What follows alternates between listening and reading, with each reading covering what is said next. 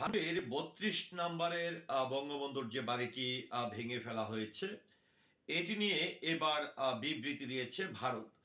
তো ৩২ নম্বরের বাড়িটি ভাঙার পরে ভারত আসলে কি বিবৃতি দিয়েছে এ নিয়ে দৈনিক ইত্তেফাক পত্রিকা ৭ জানুয়ারি ২০২৫ যে তথ্যটি প্রকাশ করেছে এবং ভারতের বিবৃতি সম্পর্কে তারা যে তথ্যটি প্রকাশ করেছে সেটি একটু আপনাদের সামনে আমি উপস্থাপন করতে চাই। তো চলুন জেনে নেই দৈনিক ইত্তেফাক পত্রিকায় প্রকাশিত ধানমন্ডির ৩২ নম্বর বাড়ি ভাঙা নিয়ে ভারত কি বিবৃতি দিয়েছেন সেটি একটু আমরা জেনে নিই। গত ৫ আগস্ট ছাত্র জনতার অভ্যুত্থানের মুখে পলাতক সাবেক প্রধানমন্ত্রী শেখ হাসিনা ছাত্র সমাজের উদ্দেশ্যে ভাষণ দেওয়ার ঘোষণা দেন।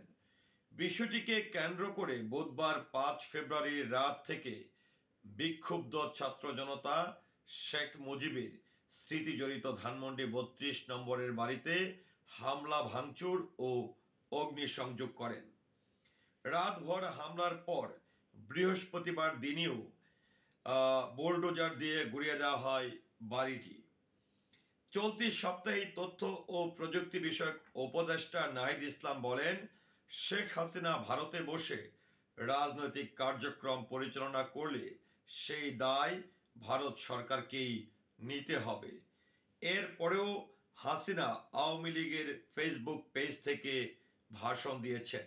এই ঘটনার পরিপ্রেক্ষিতে ভারতে বসে শেখ হাসিনার উস্কানিমূলক বক্তব্য দেওয়া বন্ধ করার পদক্ষেপ নিতে ঢাকার নিযুক্ত দেশটির ভারপ্রাপ্ত হাই কমিশনার পবন বাধেকে বৃহস্পতিবার তলব করেছেন পররাষ্ট্র মন্ত্রণালয়।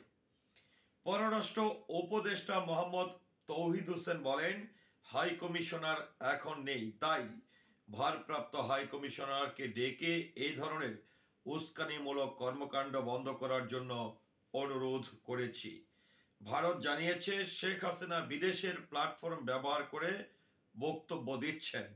ভারতের কোনো প্ল্যাটফর্ম ব্যবহার করে তিনি বক্তব্য দিচ্ছেন না। দেশটির পররাষ্ট্র মন্ত্রণালয়ের মুখপাত্র রণধীর জয়সওয়াল বলেন, দখলদারিত্ব ও নিপীড়নের বিরুদ্ধে বীরত্বপূর্ণ প্রতিরোধের প্রতীক শেখ মুজিবুর রহমানের ঐতিহাসিক বাসভবন ভেঙে ফেলা হয়েছে, বিষয়টি খুবই দুঃখজনক। ভারতের পররাষ্ট্র মন্ত্রণালয়ের ওয়েবসাইটে এই বিবৃতিটি প্রকাশ করা হয়। বিবৃতিতে আরও বলা হয়েছে, যারা বাঙালির পরিচয় নিয়ে গর্ব করেন এবং এই পরিচয় লালন করার পাশাপাশি স্বাধীনতা সংগ্রামকে মূল্য দেন, তারা সকলেই বাংলাদেশের জাতীয় চেতনার ক্ষেত্রে এই বাসভবনের গুরুত্ব সম্পর্কে অবগত। আমরা এই ভাঙচুরের তীব্র নিন্দা জানাই। তো যাই হোক, এই যে ধানমন্ডির ৩২ নম্বরের বাড়িটি গত ৫ই ফেব্রুয়ারিতে এই বাড়িটিতে আসলে ছাত্র জনতা গণ অভ্যুত্থানের পরে এসে কিন্তু তারা এই বাড়িটি ভাঙচুর করেন এবং এই বাড়িটি ভাঙচুর করার আগে যেটি আমরা দেখেছিলাম, সাবেক প্রধানমন্ত্রী শেখ হাসিনা তিনি ভারতে বসে ছাত্র এবং ছাত্রদের উদ্দেশ্যে বা জনগণের উদ্দেশ্যে তিনি সোশ্যাল মিডিয়াতে এসে কিন্তু তিনি ভাষণ দিয়েছেন।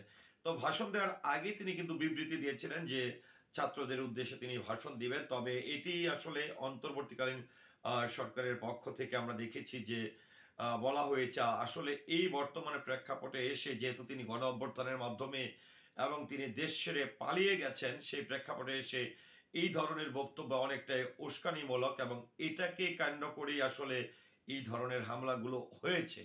তো এই ছিল আসলে সাবেক প্রধানমন্ত্রী শেখ হাসিনাকে নিয়ে ভারতের যে বিবৃতি সেটি।